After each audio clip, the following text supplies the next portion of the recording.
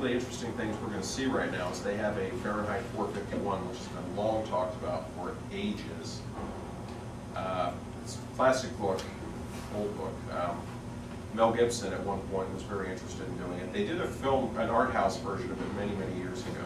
And it's basically about a future where books are banned and the firemen don't put out fires, they start fires. If you're found hoarding literature, it's burned because in the future, well, you know, this book will offend this group, this book will offend this group, this will make people angry, this will make them think against the government. So let's just solve the problem and burn them all and outlaw it all that way. We don't have anything. And it's about one fireman who starts to question his thing, and he ends up in the underground and says, you know, I think he finds a book of poetry by Joyce or something like that, and he starts to question what he does and then becomes a big fugitive.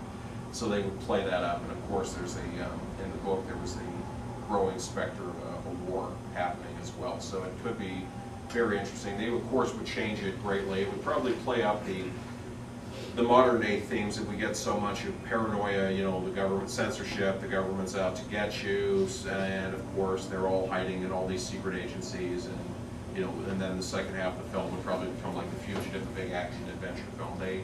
They had these mechanical hounds with a nose that had a pointer on it that had a toxin, and that was a big threat in the book, and I suppose with CGI they could have a field day with that. These guys could climb up buildings and everything now. So you may see that. There's Ghostbusters now. We got the Ghostbusters video game coming. They were talking about doing an animated version movie. And what has happened apparently is that Bill Murray has an ownership stake in the franchise. And they can't really do anything more without him okaying it. Now, Dan Aykroyd apparently had a two-part script to do another film because he wasn't happy with the way the second film ended, so they wanted to do a third and a fourth film and go out on that.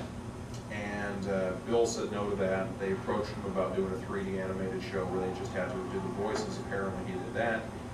And now we're hearing that he's actually coming on board to the idea of doing another live-action film where, in essence, you take the classic Ghostbusters training the new replacements. And Seth Rogen, of course, has been mentioned as one of the new generation of Ghostbusters. And so I think that could work. Now, the classic animated softcore film Heavy Metal, everyone remember that? So much so that South Park even took a shot at it recently.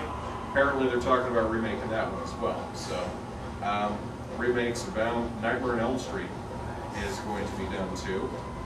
And now we get to 2011 and things get really, really interesting.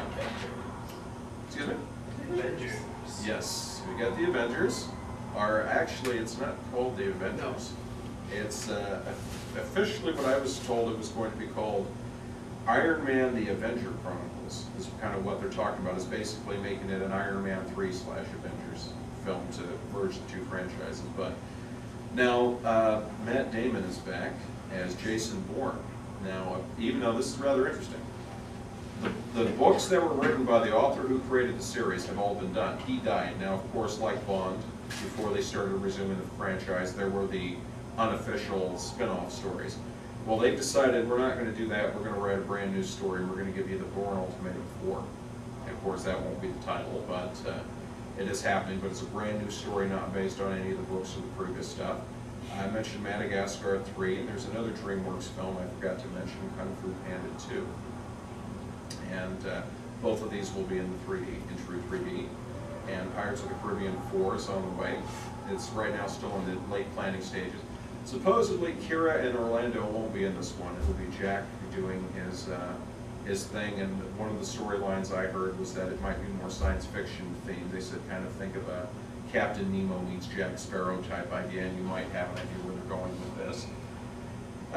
Will Smith is back with Bad Boys 3, if all goes as planned, so we might see that. And of course, he's got his good old sidekicks with him in that one.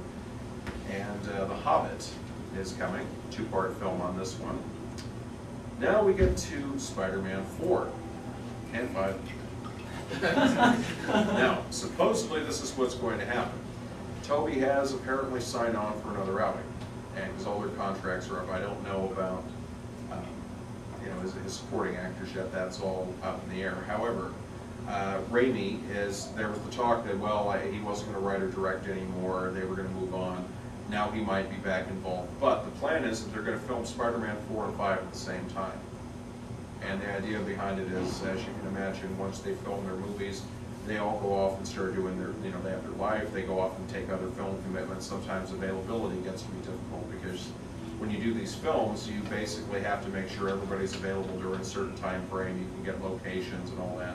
So kind of what they did with Back to the Future 2 and 3, they said, look, we can get you all in place for this long of a time, and you're committed to this, and you have this time frame open, let's just shoot the films back to back and be done with it. That way we don't have to worry about trying to gather all of you up 2 or 3 years from now and get this thing done. So you'll see that. No word on villains. They said it may be too early for the Lizard, although Dr. Connor has been mentioned a lot.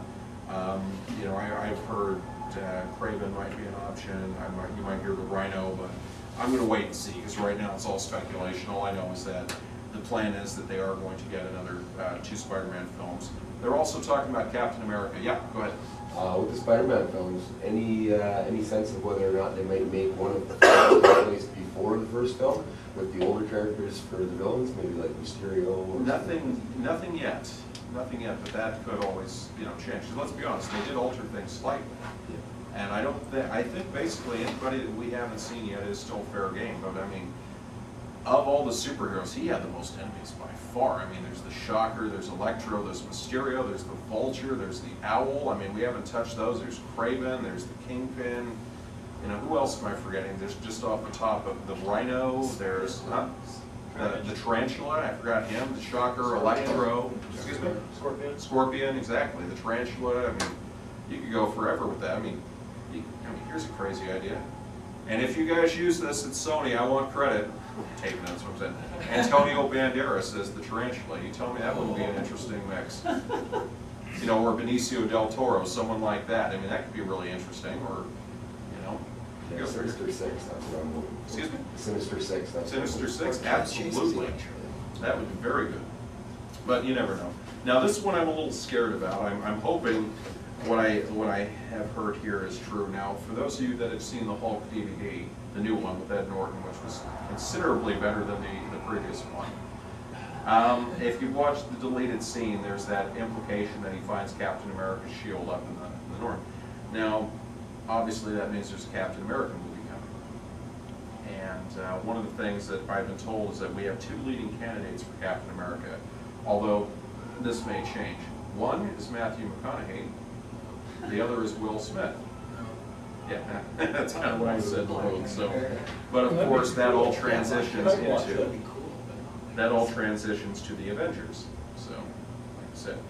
And then, of course, you have, leaning toward 2012, you get into Cars 2, The Hobbit 2, Spider-Man 5, and so on. So do we have any questions right now before I get to the next segment? We've got about 20 minutes left.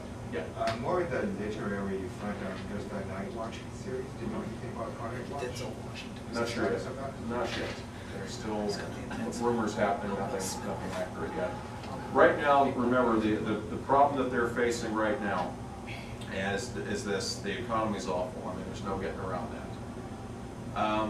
You're asked to invest a lot of money. Now, generally speaking, Hollywood has remained, it's effective, but not as much. During the Great Depression, Hollywood still survived because people needed the escape and the fantasy. Jeff Katzenberg at DreamWorks pointed out that he said, I'm still a huge fan of the movies. I go to the movies at least once a week, sometimes 2-3 times a week. As he points out, it is still the cheapest form of entertainment out there. He said you cannot go to a museum, you cannot go to a sporting event, you cannot go out to dinner. You're hard-pressed to think of an activity that you can go out and do. You can't go to a zoo, can't go to a concert for less than a movie ticket. So it's, that's generally been what's happening. People are embracing the movies quite a bit now.